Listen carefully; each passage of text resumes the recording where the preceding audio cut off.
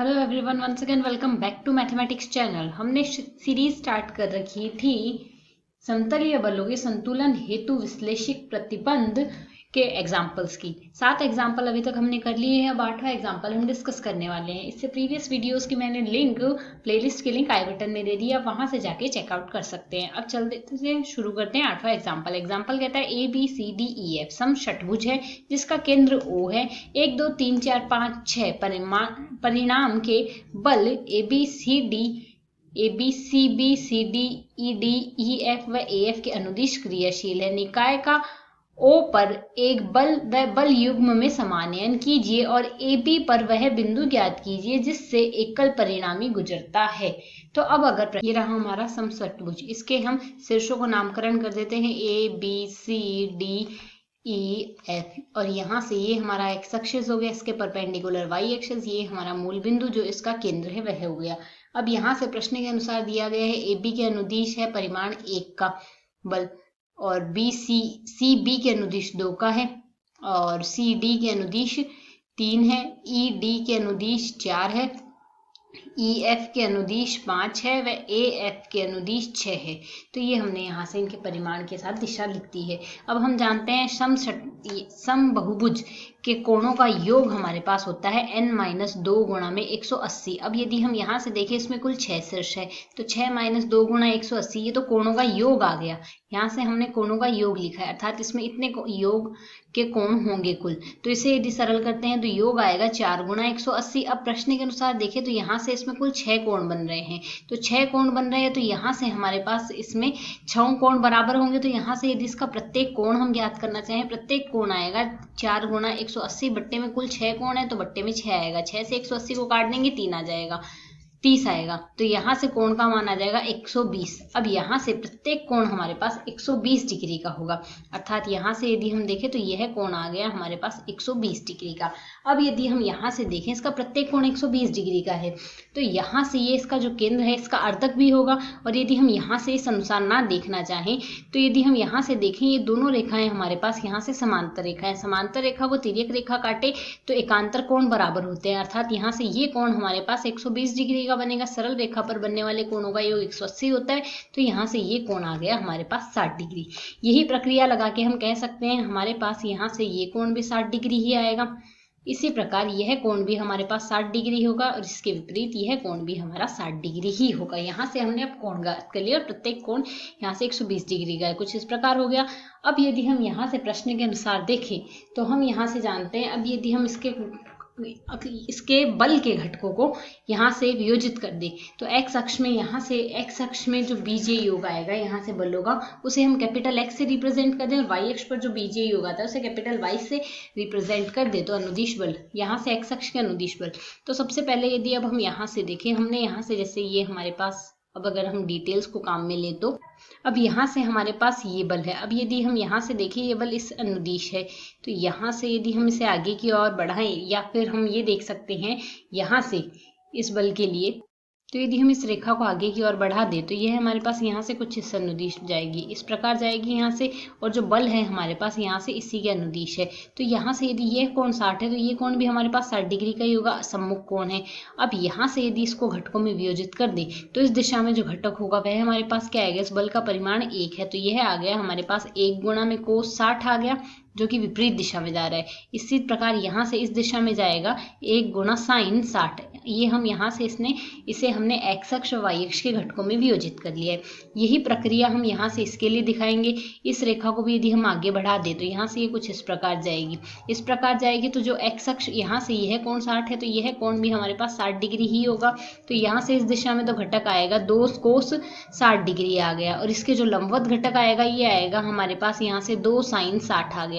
यहाँ से हमने वियोजन कर दिया। अब अगर बिंदु बी पर देखें तो एक्स अक्ष के अनुदिश हमारे पास क्या मान आ रहा है, एक्स अक्ष के अनुदिश यहाँ से हमारे पास ये दोनों ही हमारे पास घटक जो आ रहे हैं यहाँ के इसके वह हमारे पास विपरीत दिशा में ही आ रहे हैं। तो अगर अब पॉइंट बी पर देखें तो एक्स अक्ष के अनुदिश एक्स अक्ष की धनात्मक दिशा में ये दोनों ही मान नहीं जा रहे। दोनों ही घटक नहीं जा रहे तो ये विपरीत दिशा में जा रहे हैं, तो माइनस का कोस 60 डिग्री आ जाएगा, साथ ही माइनस का 2 कोस 60 डिग्री आ गया, ये मान आ जाएंगे। अब अगर यहाँ से देखें तो ये 3 एक्स अक्ष की धनात्मक दिशा के अनुदिश है, तो यहाँ से 3 आ जाएगा। ठीक इसी प्रकार 6 भी धनात्मक दिशा के अनुदिश है, तो प्लस का 6 आ गया। अब अगर पॉइंट ई पर चर्चा करें तो पॉइंट ई पर हम यहाँ से देख सकते हैं, इस 5 को पहले हम धनात्मक एक्स अक्ष के ये यहाँ से क्षैतिज और ऊर्ध्वाधर घटक में तोड़ेंगे, तो क्या आएगा 5 कोस 60 डिग्री आ गया, और साथ ही इसके वाई अक्ष का घटक आ जाएगा 5 साइन 60 डिग्री। ठीक इसी प्रकार यहाँ से यदि इसमें देखेंगे तो इसका एक्स अक्ष का घटक तो इधर ही आएगा, 5 कोस 60 डिग्री आ गया, और यहाँ से ये घटक आ जाएगा आपके पास यहाँ से 5 साइन, ये 4 है इसका मान, तो 4 साइन 60 डिग्री आ गया। यहाँ भी हमारे पास इसके लिए भी 4 ही आएगा मान, ये माना जाएगा। तो अब अगर यहाँ से देखें तो ये भी धनात्मक दिशा के विपरीत ही है, तो यहाँ से इसके लिए भी मान हमारे पास ऋणात्मक ही आएगा, तो माइनस का 4 कोस 60 डिग्री आ गया, साथ ही आएगा माइनस का 5 कोस 60 डिग्री आ गया। अब यदि इसे हम आगे सरल कर ले तो x बराबर क्या आ जाएगा, कोस 60 का मान 1/2 होता है, तो माइनस का 1/2 आ गया, माइनस 2/2 आ जाएगा, प्लस का 3 आ गया, प्लस का 6 आ जाएगा, माइनस का 4/2 आ गया, और माइनस का 5/2 आ जाएगा। अब इसे यदि हम यहाँ से सरल कर ले तो ये मान हमारे पास क्या आएगा, 6, 2 से 2 कट जाएगा, 1 आ गया, 4 से 2 कट जाएगा, 2 आ गया। यहाँ से मान प्लस का 3 माइनस का 3 आपस में कट गया, ये हमारे पास बच रहा है 6 माइनस, और इसे यदि हम सरल करें तो माइनस का 6/2 इम्प्लाइज माइनस 3 हो रहा है, तो यह प्लस का 3 आएगा। तो x का मान तो हमारे पास यहाँ से प्लस का 3 आ चुका है। अब y अक्ष के घटक और देख लेते हैं, तो y अक्ष के घटक अब यदि हम यहाँ से देखें तो मान क्या आएगा, जैसे एक तो ये है हमारे पास y अक्ष की धनात्मक दिशा में 2 साइन 60 और 5 साइन 60 दोनों आपस में जुड़ जाएंगे, तो यहाँ से मान आ जाएगा 2 साइन 60 डिग्री आ गया, साथ ही आएगा 5 साइन 60 डिग्री आ गया। इसके विपरीत हमारे पास यहाँ से ये 2 घटक ऋणात्मक दिशा में है, अर्थात यहाँ से साइन 60 है और 4 साइन 60 है, वाई अक्ष की ऋणात्मक दिशा में है, तो माइनस का साइन 60 आ जाएगा और माइनस का 4 साइन 60 डिग्री आ जाएगा, ये ही मान आएगा। बाकी वो दोनों घटक तो एक्स अक्ष के समांतर थे, तो उन्हें हम नहीं लेंगे। इसे सरल कर ले तो वाई बराबर यहाँ से क्या आ जाएगा, 2 साइन 60 का मान √3/2 होता है, उसके अगला मान आ जाएगा हमारे पास 5 √3/2 आ गया, माइनस √3/2 आएगा, और यहाँ से 4 √3/2 आएगा। इसे सरल कर लेते हैं, √3/2 तो हम कॉमन ले लेंगे, बाकी बचे हुए पद 2 + 5 -1 -4 सरल करते हैं, +5 -5 आपस में कट जाएगा, 2 बचेगा, √2 से 2 कट गया, √3 आ जाएगा। यहाँ से ये मान आ गया। अब हमने परिमाण ज्ञात करना है, परिणाम ज्ञात करना है, तो परिणामी r बराबर क्या आएगा, वर्गमूल x का स्क्वायर प्लस y का स्क्वायर आएगा।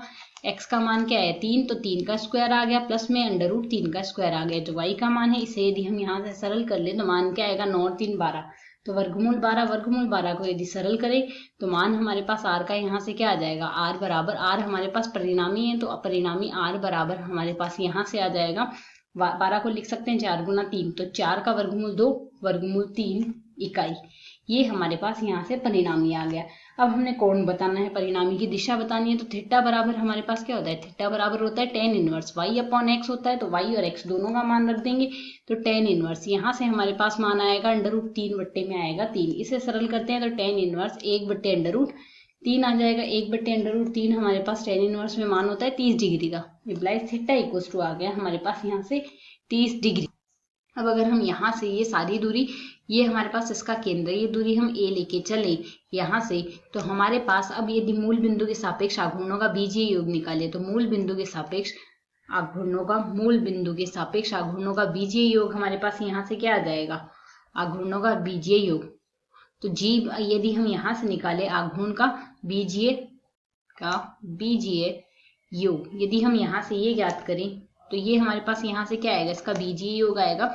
अब यहाँ से हमने इससे पहले वाले वीडियो में देखा है कि यहाँ से आघूर्ण का मान धनात्मक और ऋणात्मक किस अनुसार लेते हैं, पहले 1 से टारगेट करते हैं। मूल बिंदु अगर हम 1 की ओर चल रहे हैं, जिस तरफ ये 1 का बल कार्य कर रहा है उस दिशा में चलें, तो यहाँ से मूल बिंदु लेफ्ट हैंड साइड की तरफ आ रहा है, लेफ्ट हैंड साइड यानी यहाँ से क्या हो गया, ये पॉजिटिव आ गया। इसे 2 के सापेक्ष मूल बिंदु राइट हैंड साइड में आ रहा है तो नेगेटिव साइन आ गया।